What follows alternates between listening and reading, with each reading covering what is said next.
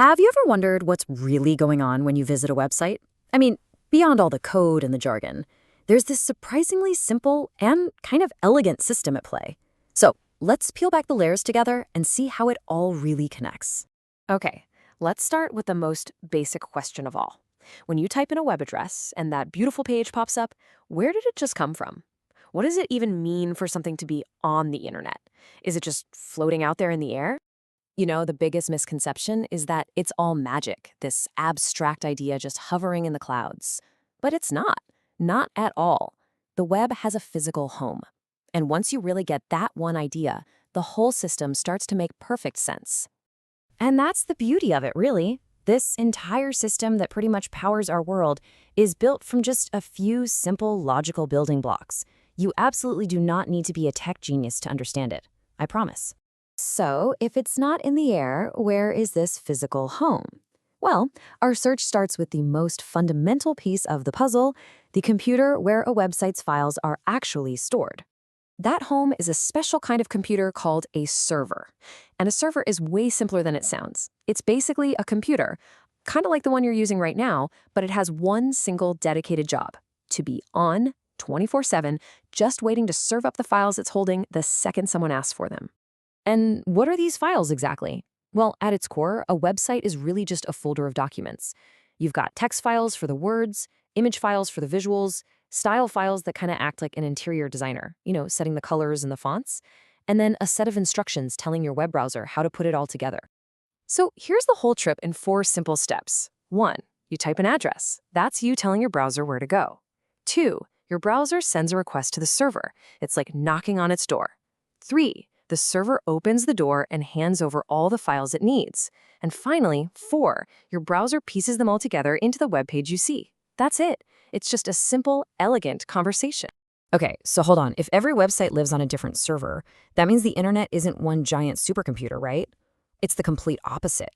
It's a huge, decentralized network of millions and millions of computers. And here's the real magic that makes it all work: a shared agreement. The internet is basically just millions of computers all agreeing on a common language, a set of rules, or a protocol for how to ask for files, how to send them, and how to display them. That's it. That's what lets any browser, anywhere in the world, talk to any server.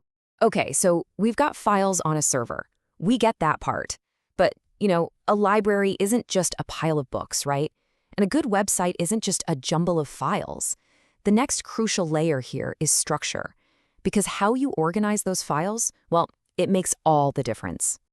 I want you to think about it like this. A well-structured website is like a house with a clear floor plan. You've got your living room, your kitchen, your bedrooms.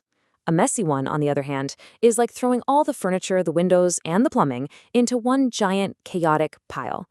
One is livable, the other is a total disaster. And the consequences of that choice are huge. A clean structure, it can grow and scale easily. It's healthy. But a messy one, it's like a house of cards. It's slow, it's fragile, and making one tiny change can bring the whole thing crashing down. It just becomes a nightmare to work with. This really gets to a fundamental truth of how the web works. It's a system that rewards clarity and good organization, not just being clever or complex.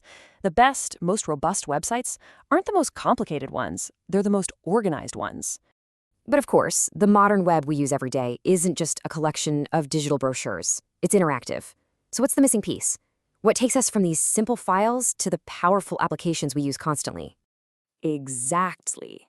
Think about your online banking, or a to-do list app, or any site that seems to remember who you are. These things aren't just sending the same static files to everybody. They're customized, they're personal. So how do they do that? Well, the answer is that the foundation is actually the same. It all still starts with files on a server. But now we add a brain. This logic is a program that runs behind the scenes, and it makes decisions before any files ever get sent to your browser. This server-side brain is the real decision maker. It can talk to a database to pull up your user info. It can check your permissions to see if you're even allowed to look at a page. It can save your progress in a game, and it reacts to every single click you make. So here's the fundamental shift. For a basic website, the server's job is simple. Here, show these files. But for a modern application, its job is totally different. It's run this program, figure stuff out, and then create a custom response. It's the difference between a static file cabinet and a dynamic, interactive workshop. So let's pull all these pieces together, let's zoom out. We've seen the files, we've seen the structure, and we've seen the logic. Now we can stop seeing the web as this mysterious black box and start seeing it for what it actually is, a really elegant, layered system. You can see the whole evolution right here. It all started with simple files, just the basic building blocks. But as we got more files, we needed structure to keep it all from becoming a total mess. To make things interactive, we added logic. And today, we combine all of those layers to build complex systems that solve real-world problems. And this shift in perspective, it's incredibly empowering. Tech is no longer some indecipherable mystery. You can start to see it for what it truly is. It's the art of taking a complex problem and organizing a clear, structured solution for it. So, I'll leave you with this question. Now that you see the web not as code, but as a system for organized problem solving, what problem in your world could be solved with just a little more clarity and a little more structure?